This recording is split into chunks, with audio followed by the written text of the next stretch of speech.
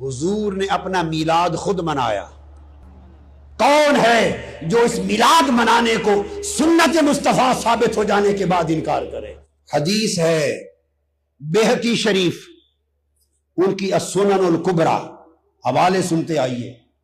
امام عسقلانی فتح الباری میں، امام عسقلانی تہذیب التہذیب میں، امام عسقلانی تلخیص الحبیر میں، امام مزی تہذیب الکمال میں، تہذیب الاسماء میں، ان تمام کتب میں، امام سیوطی الحاوی للفتاوی میں، امام ذہبی میزان الاعتدال میں، طبرانی المعجم الاوسط میں، مقدسی الاحادیث المختارہ میں، کل کتب میں حدیث ہے کہ حضور علیہ الصلوۃ والسلام نے اعلان نبوت کے بعد بکرے ذبح کیے اپنی ولادت کی خوشی میں، اور صحابہ کو اکٹھا کر کے لنگر اپنے میلاد کا کھلایا۔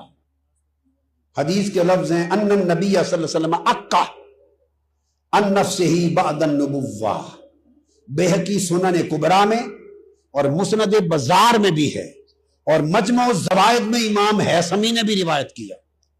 حضور نے بکرے ذبح کیے اور جمع کر کے کل صحابہ کو لنگر میلاد کھلایا۔ بعض علماء نے کہا کہ یہ میلاد کے بکرے نہیں حضور نے کیے تھے، عقیقہ کے تھے۔ بعض یہ سمجھتے ہیں کہ یہ میلاد کا نہیں تھا، یہ بکرے ذبح کر کے جو لنگر کھلایا تھا یہ عقیقہ تھا۔ یہ اگر عقیقہ تھا اور میلاد نہیں تھا، عقیقہ وفات پہ ہوتا ہے یا ولادت پہ ہوتا ہے؟ عقیقہ کس خوشی میں ہے؟ وفات پر ہوتا ہے یا ولادت پر ہوتا ہے؟ ارے کوئی میلاد کا مانے یا عقیقہ مانے، عقیقہ تو میلاد کی خوشی کا کھانا ہے، ولیمہ شادی کی خوشی کا کھانا، عقیقہ ولادت کی خوشی کا کھانا۔ اب ہوا کیا؟ عقیقہ آپ کا 7ویں دن آپ کی ولادت کے بعد حضرت عبد المطلب آپ کے دادا نے کر دیا تھا۔ زاد المعاد، زاد المعاد امام ابن القیم روایت کرتے ہیں، علامہ ابن تیمیہ کے شاگرد، امام حلبی سیرت حلبیہ میں روایت کرتے ہیں کل کتب میں کہ حضرت عبد المطلب آپ کے دادا نے ولادت کے 7ویں دن عقیقہ کر دیا تھا۔ ابو داؤد شریف، سنن ابی داؤد اٹھائیے، سنن ترمذی، ہر کتاب حدیث کی، عقیقہ صرف 7ویں دن ہوتا ہے ولادت کے۔ اور حدیث میں حضور علیہ السلام نے فرمایا اگر 7ویں دن توفیق نہ ہوئی تو 14ویں دن 14، اگر 14ویں دن توفیق نہ ہوئی 21ویں دن 21۔ بس یہ عقیقے کے دن مقرر ہیں۔ حضور کا عقیقہ 7ویں دن ہو گیا صلی اللہ علیہ وسلم۔ سوال یہ ہے 7 دن بھی گزر گئے، 14 دن بھی، 21 دن بھی، تو 40 سال کے بعد بعد النبوہ، اعلان نبوت کے بعد ابھی عقیقہ کرنا تھا؟ استغفر اللہ العظیم۔ اگر ذہن میں یہ خیال آئے کہ اس لیے عقیقہ کیا کہ جب آپ کا عقیقہ کیا گیا تو وہ دور جاہلیت تھا، قبل البعثہ، قبل البعثہ، تو آپ نے چاہا ہوگا کہ میں اپنی نبوت کے بعد اپنی شریعت میں پھر دہراؤں، اعادہ کروں۔ ایک خیال ہے، اس کا جواب دیتا ہوں کہ شاید آپ نے فرمایا کہ وہ بعثت سے پہلے دور جاہلیت میں تھا اور میں نبوت کے بعد دہراؤں۔ سنو، اگر دور جاہلیت میں بعثت سے پہلے کا عمل ناجائز ہو گیا اور دہرانا پڑا تو عقیقہ سے پہلے ضروری تھا کہ حضور حضرت خدیجہ الکبریٰ والا نکاح دہراتے، نکاح دہراتے سب سے پہلے۔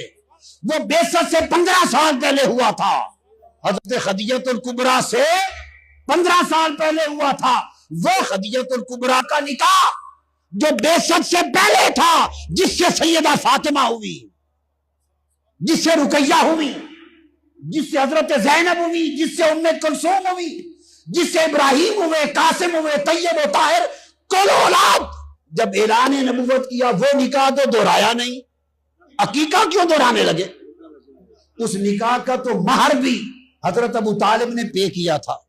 اور جو لوگ حضرت ابو طالب کے بارے میں بدگمانی اور بد اعتقادی رکھتے ہیں وہ بھی سمجھ لیں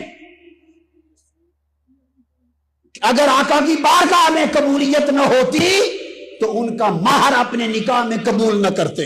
حضرت ابو طالب نے مہر بھی اپنی جیب سے دیا. اس نکاح سے کل آل رسول پیدا ہوئے. حضور نے نکاح خدیجۃ الکبریٰ کا تو اعادہ نہیں کیا, تو عقیقہ کا اعادہ اس سے زیادہ ضروری ہو گیا نہیں. تو پھر کیا کیا؟ وہ جس کو عقیقہ کا لفظ بولا گیا وہ دراصل کھانا ہے, ذبح ہے بکروں کا, صدقہ خیرات ہے.